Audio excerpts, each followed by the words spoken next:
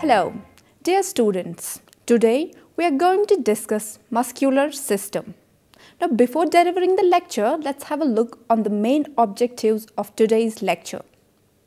To understand the concept of muscle tissues and different types of muscle tissues, to give a precise account on the degeneration and regeneration of muscles, to give the mechanism of neuromuscular transmission, to give a brief account on muscle excitation and muscle contraction.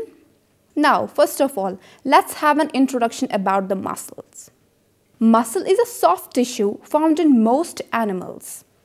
Muscle cells contain protein filaments of actin and myosin that slide past one another, producing contraction that changes both length and shape of the cell. Muscles function to produce force and motion. They are primarily responsible for maintaining and changing the posture, locomotion as well as movement of internal organs such as the contraction of heart and the movement of food through the digestive system via peristalsis. Muscle tissues are derived from the mesodermal layer of embryonic germ cells in a process known as myogenesis. Muscles are predominantly powered by the oxidation of the fats and carbohydrates, but aerobic chemical reactions are also used, particularly by fast-twitch fibers. These chemical reactions produce adenosine triphosphate or ATP molecules that are used to power the movement of the myosin heads. The term muscle is derived from the Latin musculus, meaning the little mouse, perhaps because of the shape of certain muscles or because contracting muscles look like mice moving under the skin. Now, let's discuss the types of muscles. Muscle tissue is a soft tissue and is one of the 4 fundamental types of tissues present in animals. There are 3 types of muscle tissues recognized in vertebrates: skeletal, smooth and cardiac muscle tissues. First, let's discuss skeletal muscle or voluntary muscles, which is anchored by tendons to the bone and is used to effect the skeletal movement such as locomotion and in maintaining the posture. Though this postural control is generally maintained as an unconscious reflex, the muscles responsible to react to the conscious control like non-postural muscles. An average adult male is made up of 42% of skeletal muscles and an average adult female is made up of 36% as a percentage of body mass. Second type of muscle is smooth muscle or involuntary muscle. It is found within the walls of organs and structures such as urethra, bladder, blood vessels and the erector pili in the skin. Unlike skeletal muscles, smooth muscle is not under the conscious control. And the last, cardiac muscle or myocardium. It's also an involuntary muscle, but it's more akin in structure to the skeletal muscle and is found only in heart. Cardiac and skeletal muscles are striated in that they contain sarcomeres that are packed into highly regular arrangements of bundles. The myofibrils of smooth muscle cells are not arranged in sarcomeres and so are not striated, while the sarcomeres in skeletal muscles are arranged in regular parallel bundles. Cardiac muscle sarcomeres connect at branching, irregular angles called intercalated discs. Striated muscle contracts and relaxes in short, intense bursts, whereas the smooth muscle sustains longer or even near permanent contractions. Skeletal or voluntary muscle is further divided into 2 broad types: slow twitch and fast twitch. Type 1, that's slow twitch or red muscle, is a dense with capillaries and is rich in mitochondria and myoglobin. giving the muscle tissue its characteristic red color. It can carry more oxygen and sustain aerobic activity using fats or carbohydrates as fuel. Slow twitch fibers contract for long periods of time but with little force. Type 2, which is fast twitch muscle, has three major subtypes: second A, second 10 and second B, that vary in both contractile speed and force generated. Fast twitch fibers contract quickly and powerfully but fatigue very rapidly, sustaining only short anaerobic bursts of activity before the muscle contraction becomes painful. They contribute most to muscle strength and have greater potential for increase in mass. Type 2B is anaerobic, glycolytic, white muscle that is least dense in mitochondria and myoglobin. In small animals, for example the rodents, this is the major fast muscle type, explaining the pale color of their flesh. Let's now discuss the anatomy of muscular system. All muscles are derived from paraxial mesoderm. The paraxial mesoderm is divided along the embryo's length into the somites, corresponding to the segmentation of the body most obviously seen in the vertebral column.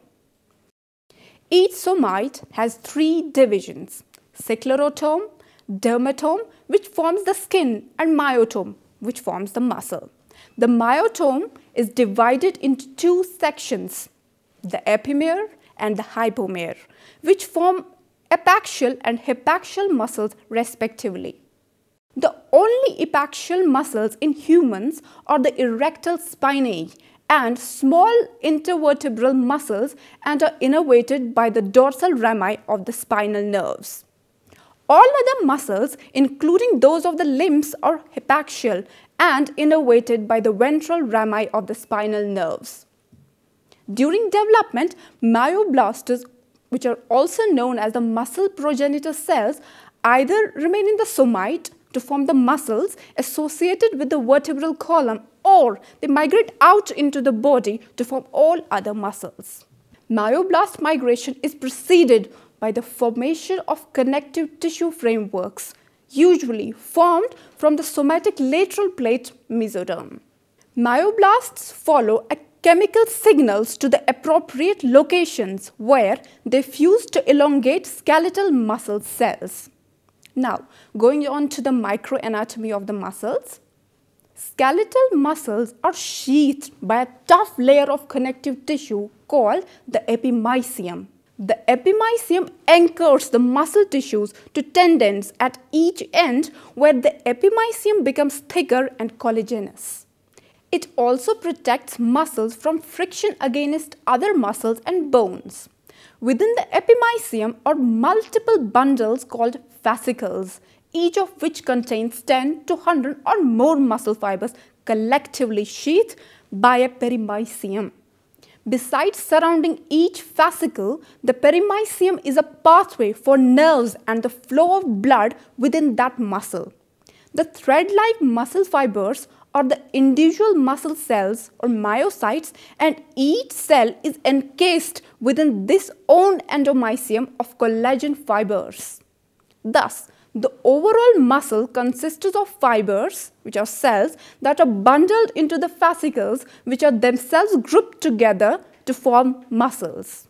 At each level of bundling, a collagenous membrane surrounds the bundle, and these membranes support muscle function both by resisting passive stretching of the tissue and by distributing the forces applied to the muscle. Scattered throughout the muscles are muscle spindles that provide sensory feedback information to the central nervous system. This same bundles within the bundle structure is replicated within the muscle cells. Within the cells of the muscle are myofibrils, which themselves are bundles of protein filaments. Myofibrils are complex strands of several kinds of protein filaments organized together into repeating units called sarcomeres. The striated appearance of both skeletal and cardiac muscle results from a regular pattern of sarcomeres within their cells. Although both of these types of muscle contain sarcomeres, the fibers in cardiac muscle are typically branched to form a network. Cardiac muscle fibers are interconnected by intercalated discs, giving the tissue the appearance of a syncytium. The filaments in a sarcomere are composed of actin and myosin. Now, let's discuss regeneration of muscles. Muscle regeneration is the process by which the damaged skeletal, smooth or even cardiac muscle undergoes biological repair and formation of a new muscle in response to death of muscle cells. The success of regenerative process depends upon the extent of the initial damage and many intrinsic and environmental factors.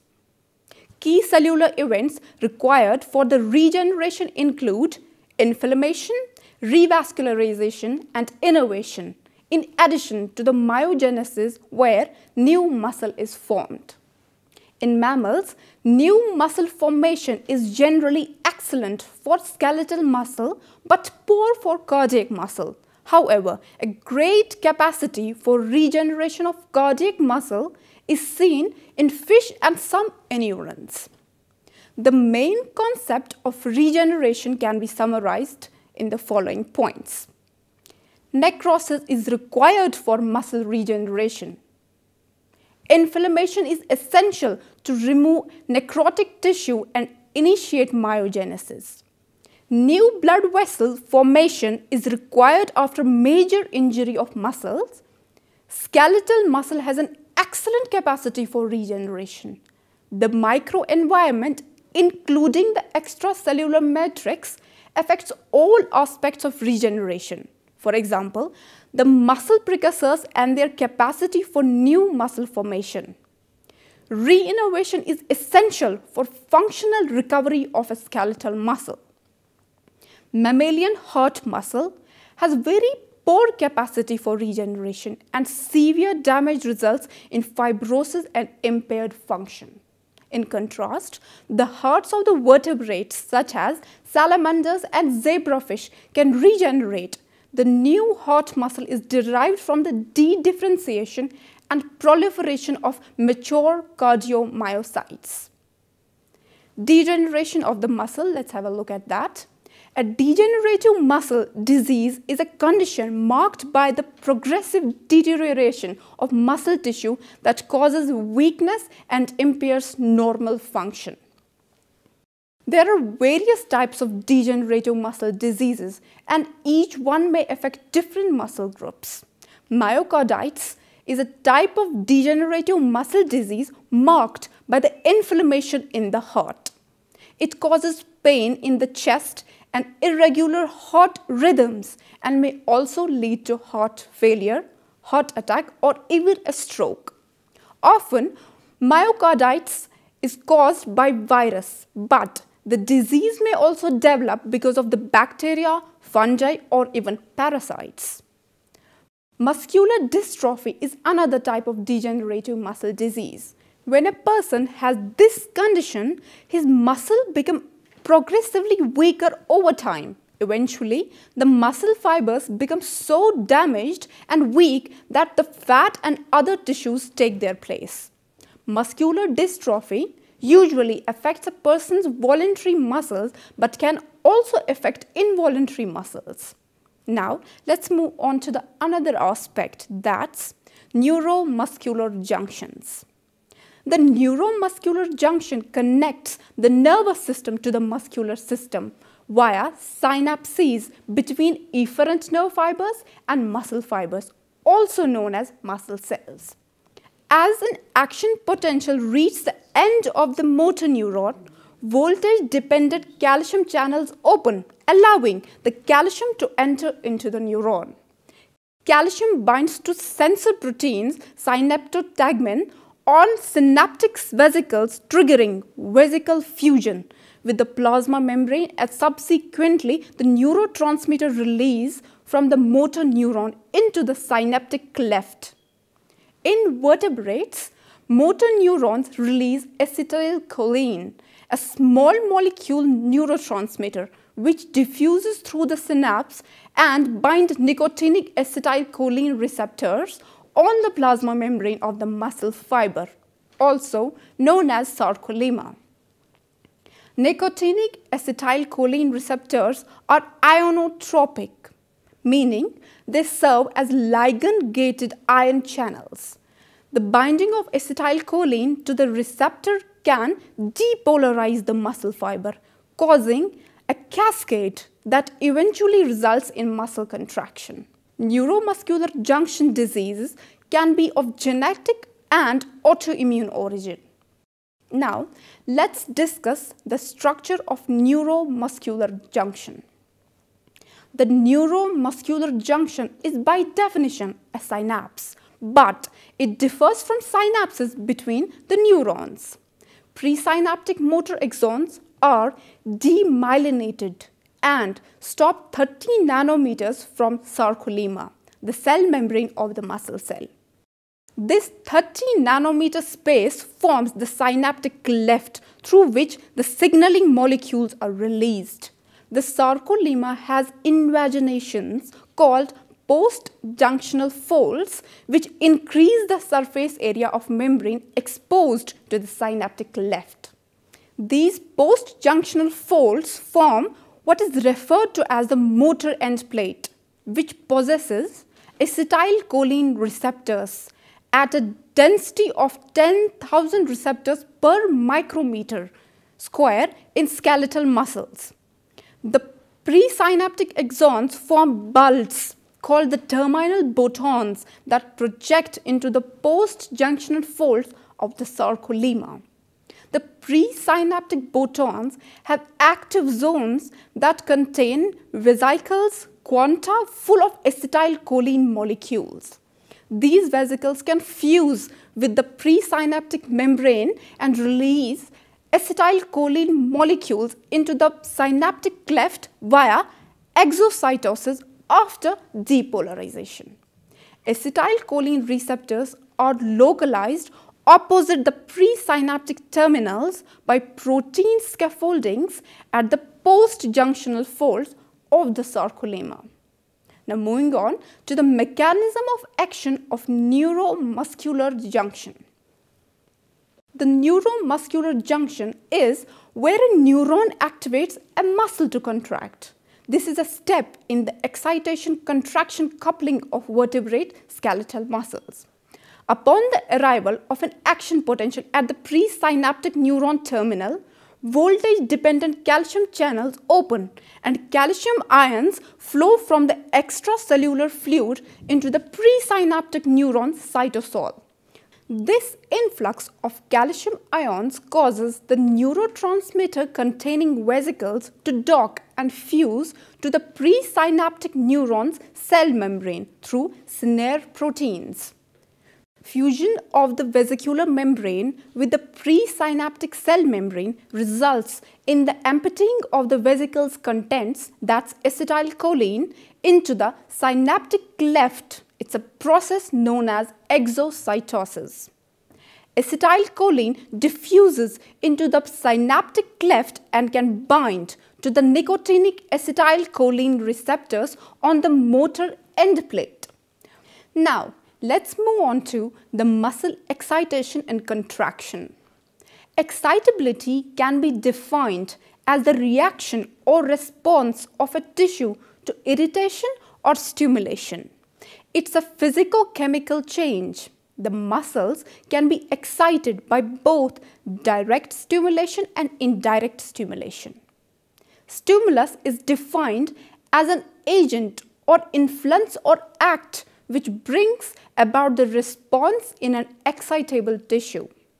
To excite a tissue, a stimulus must possess two characters: intensity or strength and duration. Now let's go to the contraction time. The contraction time or total twitch period in a simple muscle twitch varies from species to species. It is less in warm-blooded or homeothermic animals than in cold-blooded or poikilothermic animals. In the same animal, it varies in different groups of muscles. Based on the contraction time, the skeletal muscles are classified into two types, the red muscles and the white muscles. Similarly, depending upon the contraction time and myosin ATPase activity, the muscle fibers are also divided into two types, type 1st and type 2nd fibers. Type 1st fibers or slow fibers have small diameter. Type 2 fibers or fast fibers have large diameter. Most of the skeletal muscles in human beings contain both types of muscle fibers. Now, let's discuss red and white muscles. Red muscles, moving on to the first one. The muscles which contain large number of type 1 fibers are called as red muscles. These muscles are also called slow muscles or slow twitch muscles. The red muscles have longer contraction time. Now, let's discuss white muscles, which have large number of type 2 fibers are called white muscles. These muscles are also called pale muscles, fast muscles or fast twitch muscles. The white muscles have shorter contraction time. Hand muscles and ocular muscles are white muscles. Now, with this we conclude today's lecture. I hope you would have really enjoyed and understood the lecture. Thank you.